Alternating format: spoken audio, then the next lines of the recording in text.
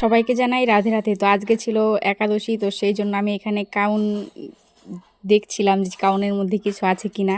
তো এর একটা ফটো পোস্ট করছিলাম যে এটা কি, তোমরা অনেকেই বলছো যে এটা অনেকেই বলছো চাল, অনেকেই বলছো ডাল। আসলে এটা ছিল কাউন, একাদশীর জন্য মা নিয়ে আসছে এই কাউন। এটা এখন বাইসা দিতে হবে, মা এখন রান্না করবে। তো তোমরা কে কে একাদশী ব্রত পালন করো অবশ্যই আমাকে একটু কমেন্ট করে জানাবে। তো আজকে আমাদের একাদশী ব্রত ছিল জন্য আমি আর মা দুইজনে একাদশী ব্রত পালন করব। তো সেই জন্য এখানে ঝাড়াই বাছাইয়ের কাজ চলছে, আজ সেই দায়িত্বটা পড়েছে আমার। তো আমি এখন চান করে কলার পাতা নিয়ে বসে আসছি, মা আমাকে কখন প্রসাদ দেবে।